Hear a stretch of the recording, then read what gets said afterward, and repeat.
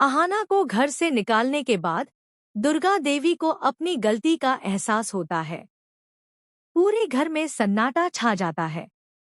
लेकिन तभी दुर्गा देवी गलती से पीसी मोनी और मोहल्ले के गुंडों की बातचीत सुन लेती हैं। यह सुनकर उनके पैरों तले जमीन खिसक जाती है, क्योंकि उन्हें पता चलता है कि यह सब पीसी मोनी की चाल थी। अहाना ने जानबूझकर नशा नहीं किया था, बल्कि उसे और बाकी बहुओं को फंसाया गया था। यह जानकर दुर्गा देवी के दिल में पछतावे की आग जल उठती है और वे तुरंत अहाना को रोकने के लिए घर से बाहर भागती हैं। तीनों बहुएं भी उनके पीछे चली जाती हैं। जब दुर्गा देवी अहाना तक पहुंचती हैं, तो उसका हाथ पकड़कर कहती हैं, अहाना, मुझसे बहुत बड़ी गलती हो गई। मैंने बिना सच जाने तुम्हें सजा दे दी।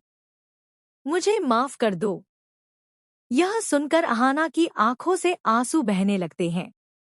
वह रोते हुए कहती है, माँ, मैंने हमेशा आप पर भरोसा किया, लेकिन आपने मेरी बात सुने बिना ही मुझे गलत ठहरा दिया। दोनों गले लगकर रो पड़ती हैं।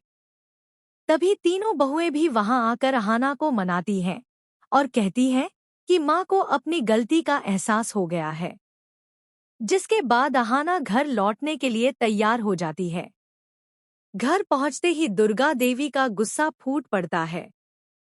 वे सबके सामने पीसी मोनी को बुलाती हैं और कहती हैं, तुम्हारी हिम्मत कैसे हुई इस घर की बहू की इज्जत से खेलने की। वह उसे मजबूर करती है कि वह अहाना से माफी मांगे। पीसी मोनी सिर झुकाकर कांपती आवाज में कहती है, मुझसे गलती हो गई बहू, मुझे माफ कर दो। लेकिन दुर्गा देवी यहीं नहीं रुकती। वे पूरे परिवार के सामने ऐलान करती हैं, आज से इस घर में पीसी मोनी और पोल्टू का कोई